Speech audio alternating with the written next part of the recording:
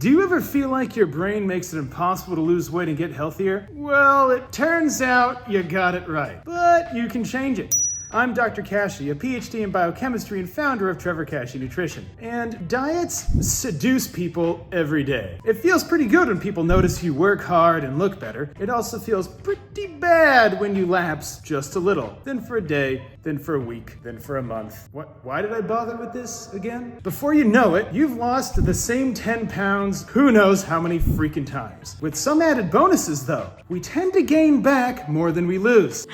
I can't breathe. Even though we lost 10 pounds over and over, if we gain 11, 12, 15, well, we net a little bit of interest. So we get a side of shame to go with that failure too. Each time you cycle that poundage, you feel worse about the whole diet thing, and at the same time, you get more obsessed about it than before. I need to change my diet. Dieting makes achieving a healthy weight and lifestyle harder, at least in the conventional, rigid, hyper-restrictive crash diet paradigm thing. For that reason, how we approach diet matters more than what approach we use. And first, let's talk a little bit about what makes us so susceptible to these patterns. Our brains have a greater sensitivity to negative stuff than they do positive stuff. Bad experiences affect behavior faster, and the behaviors shaped from bad experiences stick with us longer, at least when we compare the same level of positive stuff. This little walnut dude up here, somewhere, right in the amygdala, okay, works like a hub for detecting bad stuff. Then it takes the bad stuff and chucks it into the memory bucket.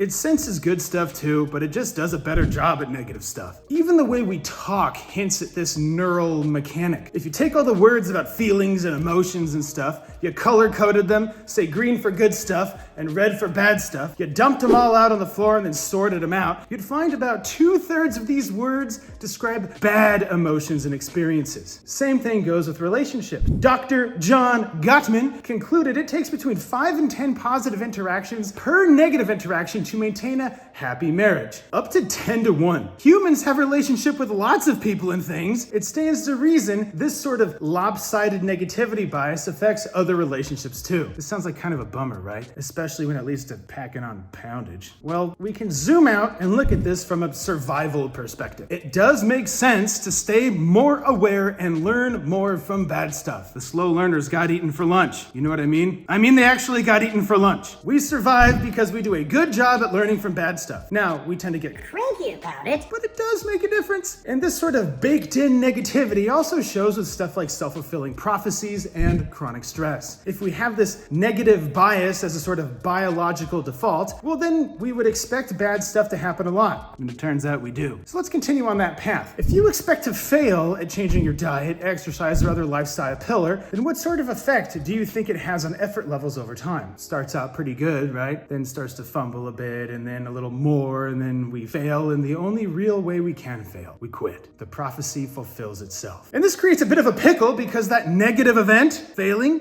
well, it stores itself right up there in the old noodle. But what happens next? Well, when you start up again, that voice in your head starts reminding you of how much time do you waste with this? Do you know how big of a risk you take? You know you'll fail anyway. Why bother trying this crap again? All manner of nasty stuff. It gets real easy to believe I am the problem. And you start telling yourself stories. I can't do it. I'm a failure. I always mess everything up. Those patterns and stories get stamped into a narrative of how you talk to yourself, as well as how you look at food and eating. It makes things pretty dang hard. It gets tougher to diet and exercise over and over when you keep failing.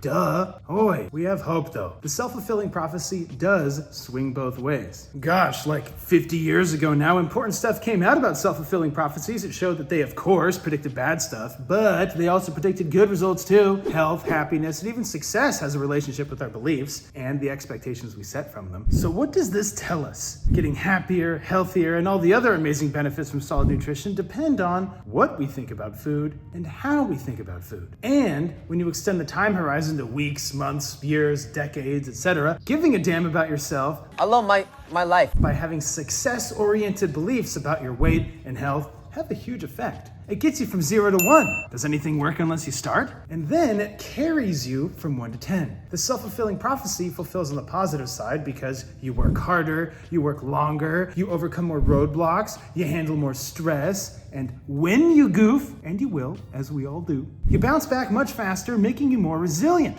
Positive expectations make your mistakes, failures, and other setbacks your steps to success. Considering that makes up a bulk of how humans learn stuff, it kind of makes sense. Last, and one of the most helpful things, positive expectations about health and fitness make us more likely to ask for support, which, aside from the benefit of learning through other people's mistakes, you know all those benefits from before? The working harder for longer, overcoming roadblocks, stress handling, resilience stuff? A good support system bolsters that more. This support can come from other people, something that many of us overlook. When it comes down to it, you can also support yourself. Last but not least, I want to thank me.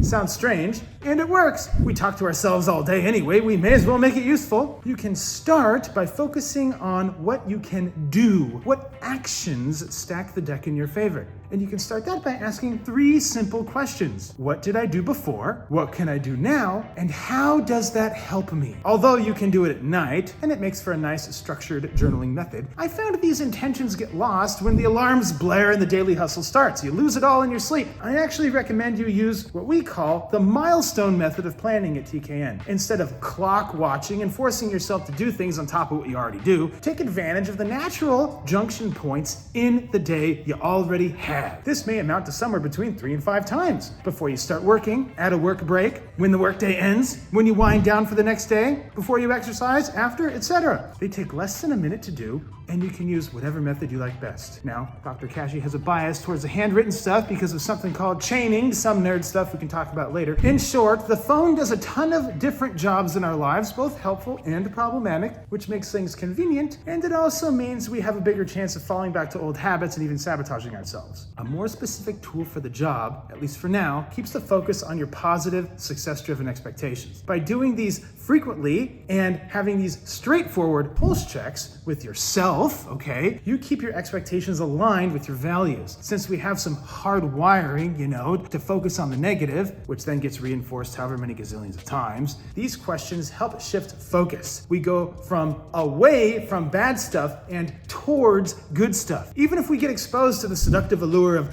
dieting and all other manner of instant result products, cults, and fads, what good has it really done us? The constant misery and weight gain, it feels like it puts freedom further out of reach by the day. You end up worse than when you started. You have a profound frustration with your body and yourself. All the while, the chronic failing flip-flops from burnt out to obsessed about it over and over again. After more than 13 years of working with people on this exact problem, I discovered 3 things. 1, what you think about food and how you think about food takes a deliberate effort to change, okay? Number 2, you can climb out of it and start seeing real results within a couple of months, cruising by everyone else that has already quit and primed themselves to start the cycle of insanity all over. And 3, even though they reach their goals, along the way, they notice something interesting. With thought patterns making such a profound shift, their priorities shifted with it. They actually felt happy, something they struggled with for years, decades, many of them. That all ended. The way they approached their lifestyle shifted their primary focus from away from bad stuff to towards good stuff. All the things they thought they hated and avoided, learning new skills, enjoying their food, having a blast with activities, what they saw as a negative and punishing thing became their way of making their lives positive and rewarding.